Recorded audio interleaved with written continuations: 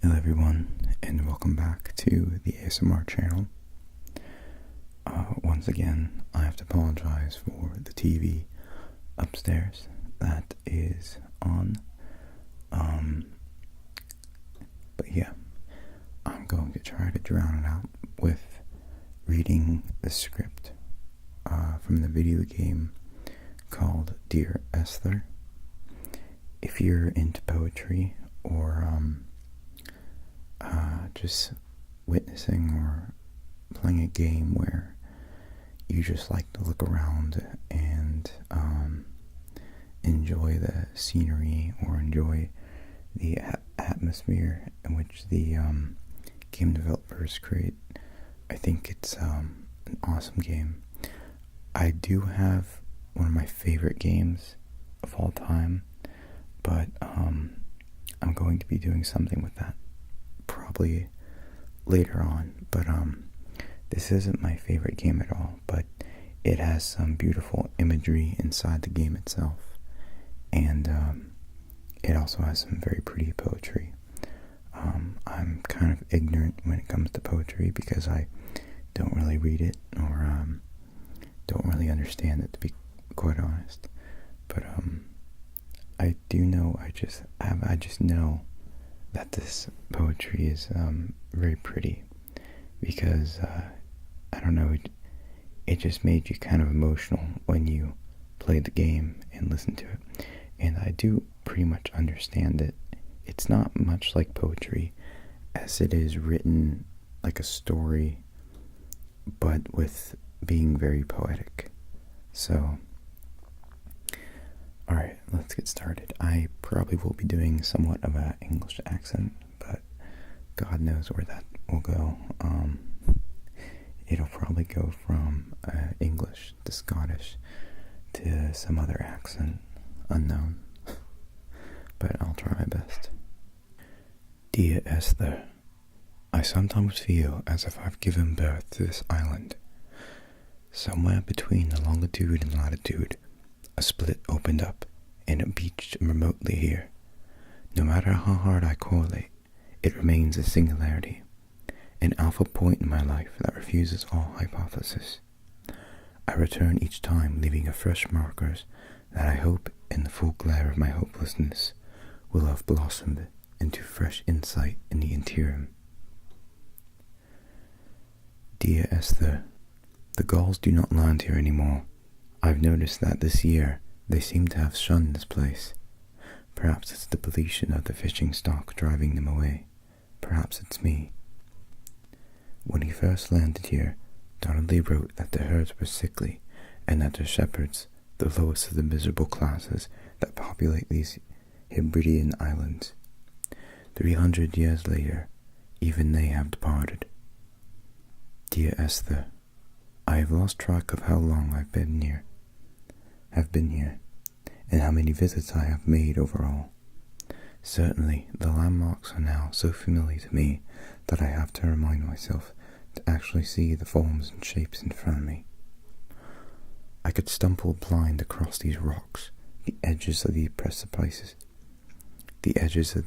precipices, without fearing of missing my step in plummeting down to sea. Besides, I have always considered that if one is to fall, it is critical to keep one's eyes firmly open. Dear Esther, the morning after I was washed ashore, salt in my ears, sand in my mouth, and waves always at my ankles, I felt as though everything had conspired to this one last shipwreck. I remembered nothing but water, stones in my belly, and my shoes threatening to drag me under to where only the most listless of creatures swim. Donnelly reported the legend of the hermit, a holy man who sought solitude in the most pure form. Allegedly, he rode here from the mainland in a boat, without a bottom, so all the creatures of the sea could rise at night to converse with him. How disappointed he must have been with the chatter. Perhaps now, when all that haunts the ocean is the rubbish dumped from the tankers, he'd find more peace, They say he threw his arms wide in a valley on the south side, and a cliff opened up to provide him shelter. They say he died of fever 116 years later. The shepherds left gifts for him at the mouth of the cave, but Donnelly records they never claimed to have seen him. I visited the cave and I have left my gifts, but like them, I appear to be an unworthy subject of his solitude. At night, you can see the light sometimes from a passing tanker or trawler. From up on the cliffs, they are mundane, but down here, they fugue. I don't even know how to pronounce that word, I'm sorry. Into ambiguity. For instance, I cannot readily tell if they belong above or below the waves. The distinction now seems mundane. Why not everything and all at once? There is nothing better to do here than indulge in contradictions, whilst waiting for the fabric of life to unravel. There was once talk of a wind farm out here, away from the rage and the intolerance of the masses. The sea, they said, is too rough for the turbines to stand. They clearly never came here to experience the beginning for themselves. Personally, I would have supported it. Turbines would be a fitting contemporary refuge for a hermit. The revolution and the permanence. Dear Esther, I met Paul. I made my own little pilgrimage. My Damascus, a small detached on the outskirts of Wolverhampton. We drank coffee in his kitchen, and we tried to connect to one another. Although he knew I hadn't come in search of an apology, reason, or retribution, he still spiraled in panic, thrown high and lucid by his own dented bonnet. Responsibility had made him old, like us. He had already passed beyond any inconceivable boundary of life. Dear Esther, this will be my last letter. Do they pile up even now on the doormat of our empty house? Why do I still post them home to you? Perhaps I can imagine myself picking them up on the return I will not make, to find you waiting with daytime television and all its comforts. They must form a pile 4 feet high now. My own little ziggurat, a megalith of foolscap and Manila. They will fossilize over the centuries to follow. An uneasy time capsule from a lost island, postmarked Aban. It must have been sent during the final ascent. Dear Esther, I have found myself to be as featureless as this ocean, as shallow and unoccupied as this bay, a listless wreck without identification. My rocks are these bones and a careful fence to keep the precipice at bay. Shot through me caves, my forehead amount, this area will transmit into me so. All over exposed, the nervous system, where Donnelly's boots and yours and mine still trample. I will carry a torch for you. I will leave it at the foot of my headstone. You will need it for the tunnels that carry me under. Dear Esther, whilst they catalogued the damage, I found myself afraid you'd suddenly sit up, stretch, and fail to recognize me. I orbited you like a sullen comet, our history trailing behind me in a solar wind from the fluorescent tubes. Your hair had not been brushed yet, your makeup not reapplied. You were all the world like a beach to me, laid out for investigation. Your geography telling the one story, but hinting at the geology hidden behind the cuts and bruises. I found the ship's manifest, crumpled and waterlogged, under a stash of paint cans. It tells me that along with this presto cargo, there was a large quantity of antacid yogurt, bound for the European market. It must have washed out to sea. God knows there are no longer gulls or goats here to eat it. There must be a hole in the bottom of the boat. How else could new hermits have arrived? It's only at night that this place makes any sluggish effort at life. You can see the buoy and the aerial. I've been taking to sleeping through the day in attempt to resurrect myself. I can feel the last days drawing upon me. There's a little point now in continuation. There must be something new to find here, some nook or some cranny that offers a perspective worth clinging to. I've burnt my bridges, I have sunk my boats and watched them go to water. All night the buoy has kept me lucid. I sat, when I was at the very edge of despair, when I thought I would never unlock the secret of the island. I sat at the edge and I watched the idiot buoy blink through the night. He is mute and he is retarded, and he has no thought in his metal head about to blink each wave and each minute aside until the morning comes and renders him blind as well as deaf, mute. In many ways we have much in common. I've begun to wonder if Donnelly's voyage here was as prosaic as it was presented. How disappointed not to have found the bones of the holy man. No wonder he hated the inhabitants so. To him they must have seemed like barnacles mindlessly clinging to a mercy seat. Why cling so hard to the rock? Because it's the only thing that stops us from sliding into the ocean, into oblivion. Okay, I'm going to go down a little bit.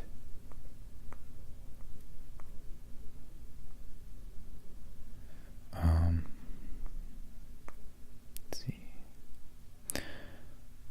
I'm traveling through my own body, following the line of infection from the shattered femur towards the heart. I swallow fistfuls of painkillers to stay lucid. In my delirium, I see the twin lights of the moon and the aerial, shining to me through the rocks.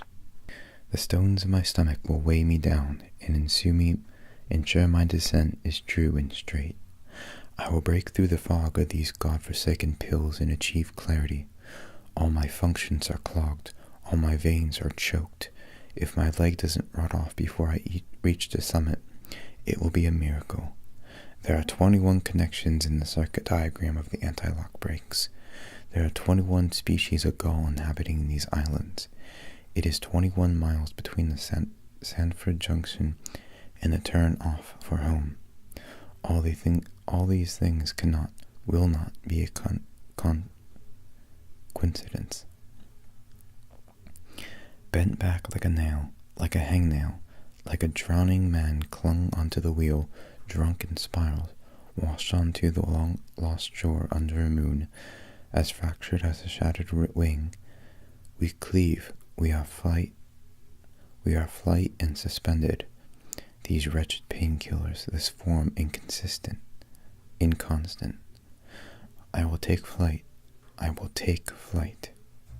Dear Esther, I have burnt my belongings, my books, this death certificate. Mine will be written all across this island. Who was Jacobson? Who remembers him? Donnelly has written of him, but who was Donnelly? Who remembers him? I have painted, carved, hewn, scored into the space all that I could draw from him. There will be another to these shores to remember me. I will rise from the ocean like an island without a bottom, come together like a stone, become an aerial, a beacon that they will not forget you. We have always been drawn here. One day the gulls will return and nest in our bones, in our history. I will look to my left and see Esther Donnelly flying beside me. I will look to my right and see Paul Jacobson flying beside me. They will leave white lines carved into the air to reach the mainland, where help will be sent. Dear Esther, I have burned the cliffs of Damascus. I have drunk deep of it. My heart is my leg, and a black line etched on the paper all along this boat without a bottom. You are all the world like a nest to me, in which eggs unbroken form like fossils. Come together, shatter, and send small black flowers to the very air. From this infection, hope. From this island, flight. from this grief, love, come back, come back. So that was the final monologue. I did skip a good portion of it. It's just way too long to read, and I've been actually stopping whenever my heater turned on because I know it's really loud. Dear Esther is very much a visionary game. It's, very visual, very pretty, and the music is beautiful. The music goes along great. I love the soundtrack. And the story is very sad. There's nothing happy about the story, really. From what I gathered from it, the poetry is still very confusing. Like, I'm sorry if you got offended with the word retarded. I actually don't really remember that, to be honest. Because in the game, you actually have to go to certain places for the text to appear. But yeah, very pretty poetry, and I believe it's about a guy who goes to this island in which this other guy went from the past, and his name is Paul Jacobson.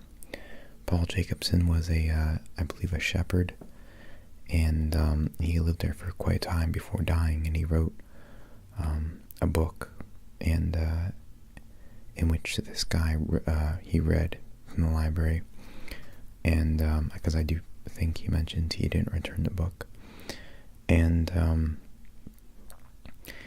he's reading the book, and he's kind of following what Jacobson did on the island before he died. And I guess the main guy who's talking has like an infection, or something's really wrong with his legs, or his veins. I'm not really quite sure, but just very beautiful imagery inside the game, especially when he's in the caves. And his wife, I believe, which is Esther Donnelly, she's the one who died in a car crash by this one other guy that in which I did read some of it, where he went to the house to get to try to connect with him, even though he's one that killed his wife accidentally. So he has a lot of grief, and he really misses Esther, as he says in the very ending, come back. And at the ending of the video game, you're kind of, at first you're walking down, you're walking up and down, then you go into the caves, and then you start to ascend all the way to the aerial, or like this, it kind of looks like a radio station tower, but he climbs up it, and he jumps, and at the very end, he doesn't fall to his death, but he actually, he does fall to his death, but it actually just shows him flying away, like he died and he passed on, and now he's kind of just like flying with his wife now, and Paul Jacobson, and it's just really sad, but very, very beautiful. And like I said, that's not my favorite game. It's not really quite a game as it is a like story, a walk and listen type of game. But one of my favorite games is I'm sorry about the heater. I'm gonna have to continue on because I'm gonna finish up soon. But one of my very favorite games is What Remains of Edith Finch, and I'll do something with that later. But thank you guys very much for watching, and I'll see you guys later.